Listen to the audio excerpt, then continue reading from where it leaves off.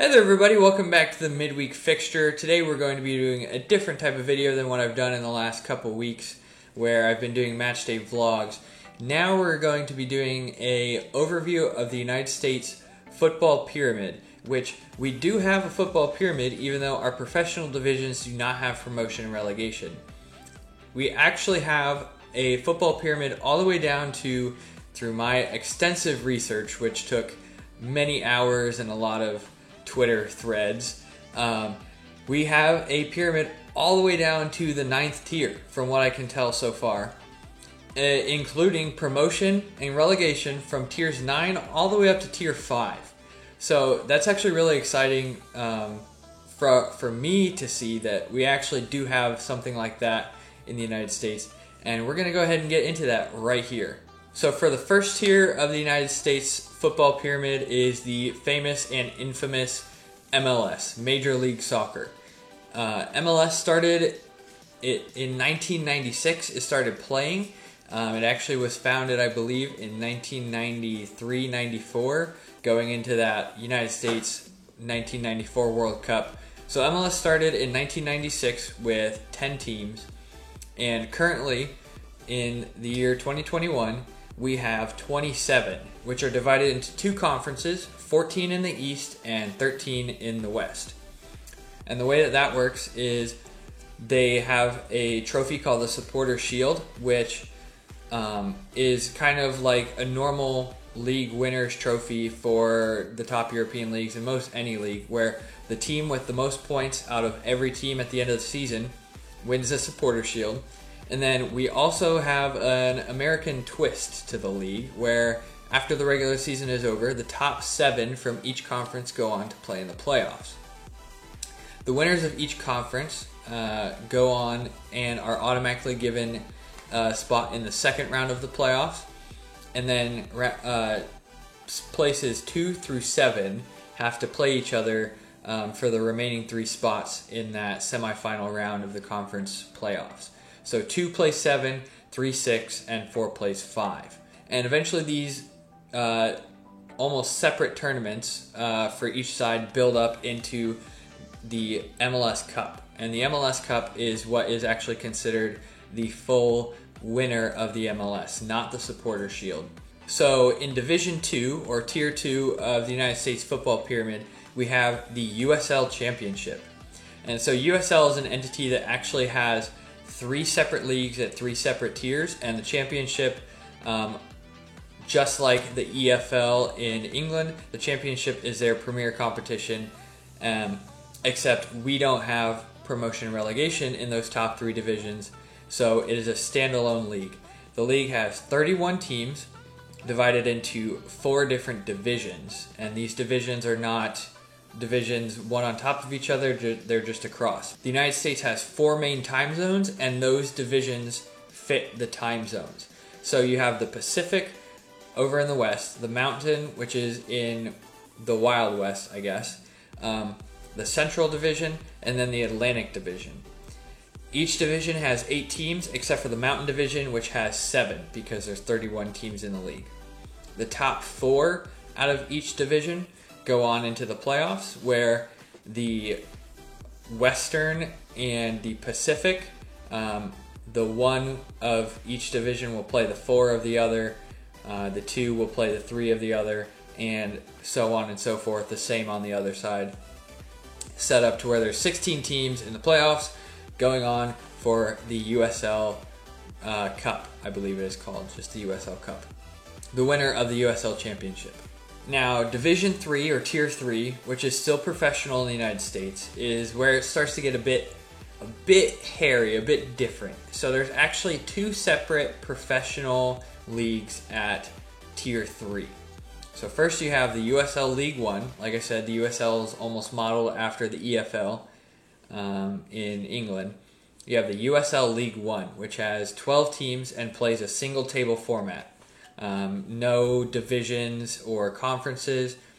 Single table format. Top 6 make the playoffs, with the top 2 being automatically put into that second round. The USL League 1 is actually quickly expanding right now. It only started play in 2019, And of course, COVID in 2020 kind of hindered the league's growth. But the USL has stated that they expect USL League One to have 36 teams by the time the World Cup runs around again in 2026. And currently, with 12 teams in a league, I believe that they have 3 set up for expansion for next year, and they're looking and going to announce a 4th sometime soon. So that would bring the league up to 16 teams in our 3rd tier. So that other 3rd tier league, the professional league, is the NISA, or as some people say, the NISA. The NISA was also founded started play in 2019-2020. They do things a bit differently. So they have 10 teams currently, and I believe they're expanding to 13. They currently do a schedule almost like Mexico and Central American countries do, where they have a league schedule that goes from fall to spring, but they take a break in the winter and in the summer. So they break it down to where it's almost, you have a fall winter, you have a spring winter. The winner of those 2 playoffs, which are the top 4 of the league. So the top 4 of the league make the playoffs for each season. And then the winners of each season play each other to see who's the champion, which is basically the same format as Liga MX in Mexico. All right, so I was saying that things are getting hairy in that 3rd tier. Just wait for the 4th and continue on down through the 5th and the 6th. Just so you know, the USSF, which is United States Soccer Federation, doesn't actually fully recognize anything below tier 3. So the first top 3 tiers are professional, and they don't fully recognize anything below that in specific tiers. So all of these tiers are based off of level of play, how many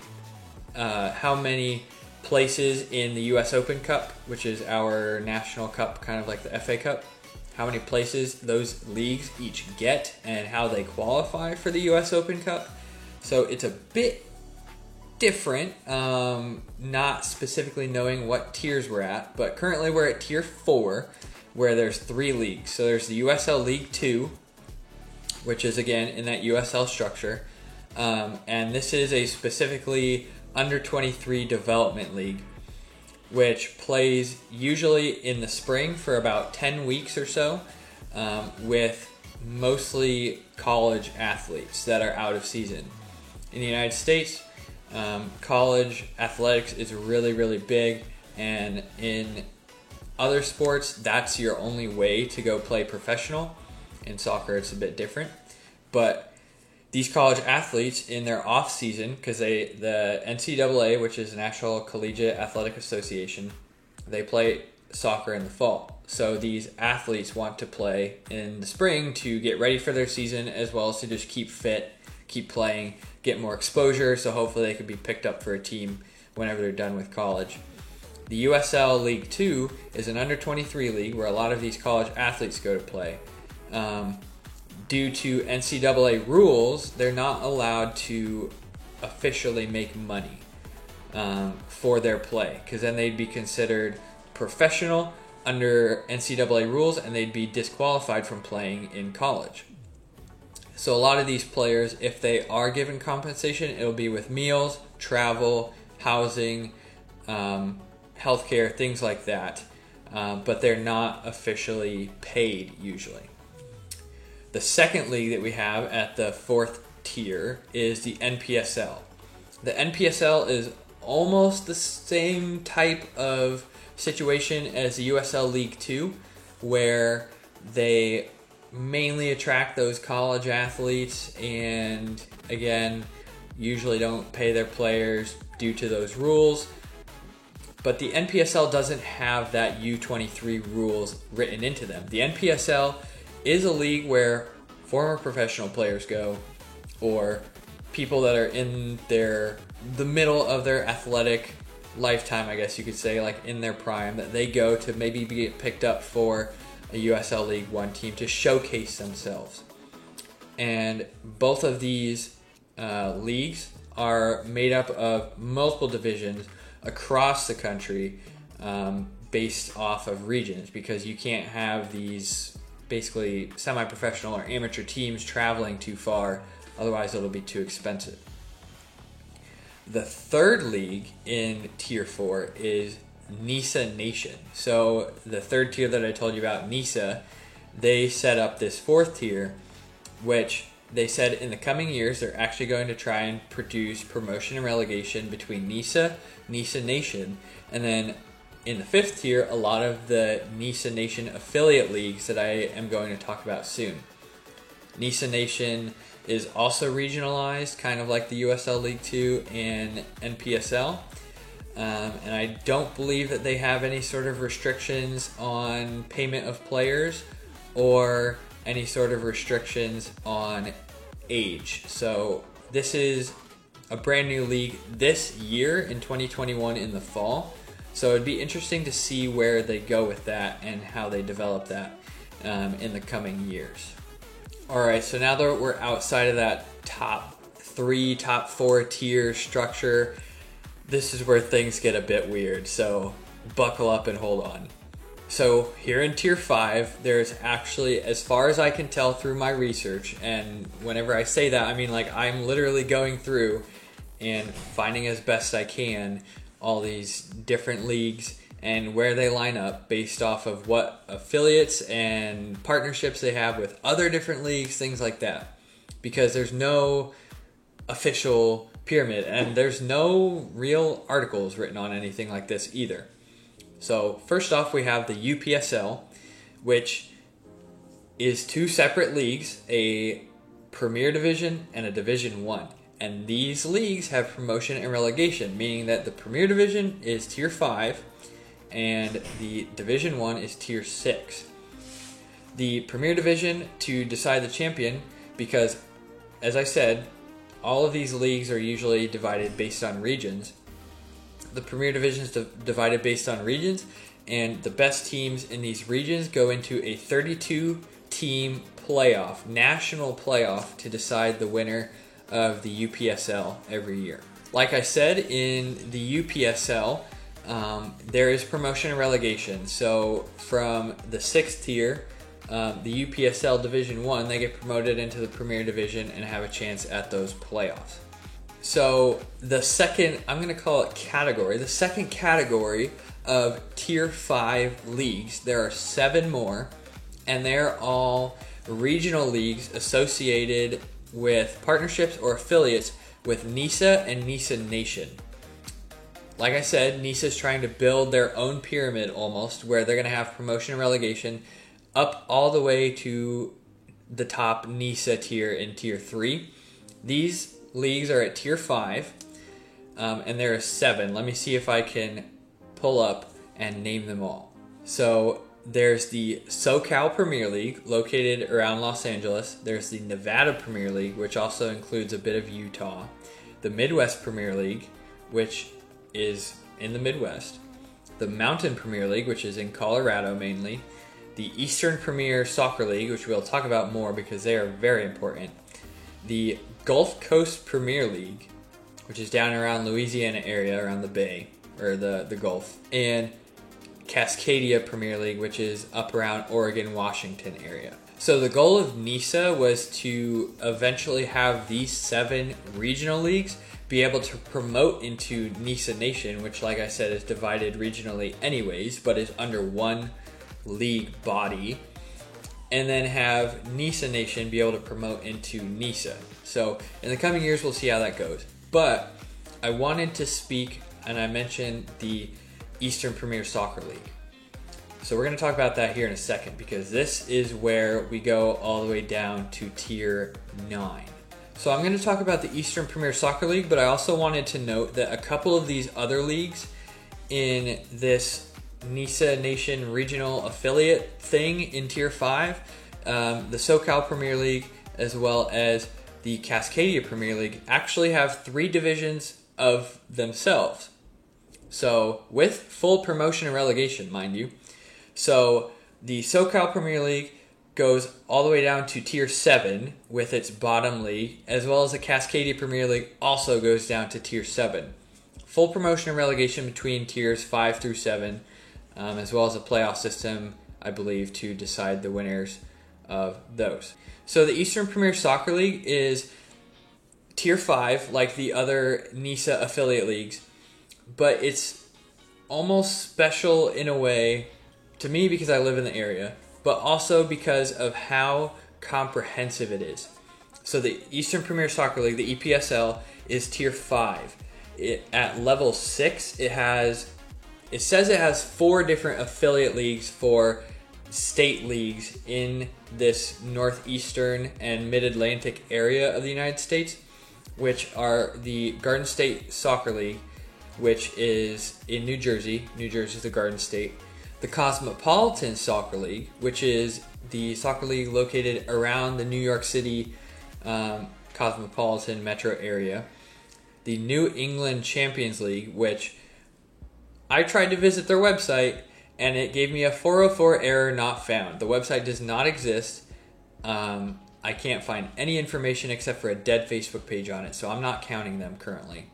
So there's technically 3 leagues under this. I guess they're probably getting going on that New England Champions League, as well as the Maryland Majors Soccer League. I have notes over here because this stuff is deep. So the Maryland Majors Soccer League as well. So you have the Garden State Soccer League, the Maryland Majors Soccer League, and the Cosmopolitan Soccer League. The Cosmopolitan Soccer League is one of the oldest continuously running soccer leagues in the entire United States. I believe it started in 1923. So that's one of the most interesting parts about this. But let me get to this more. So those 3 feed into the EPSL. EPSL being tier 5, these being tier 6.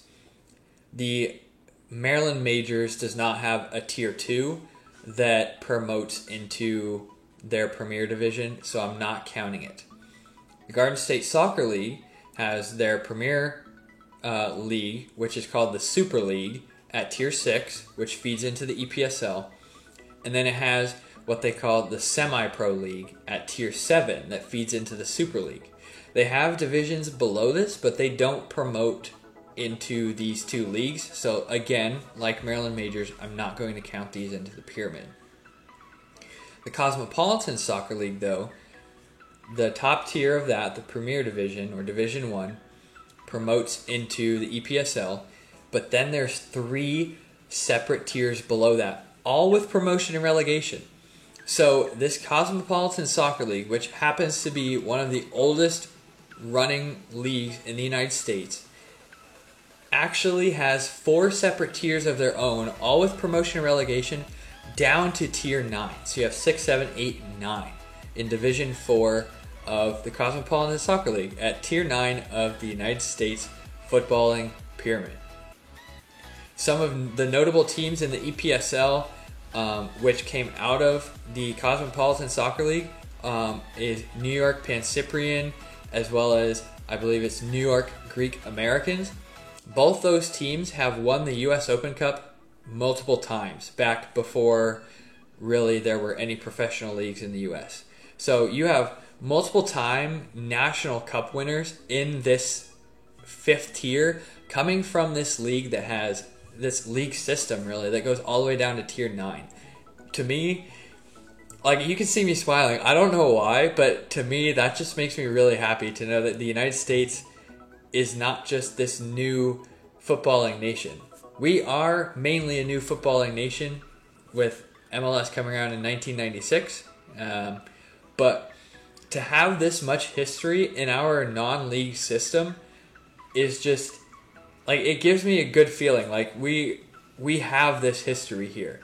We may be a new footballing nation in terms of world standards, but New York City, the melting pot, the original melting pot of the United States, with the so many different cultures that it has in it, all put into one city, which has over 20 million people in it now.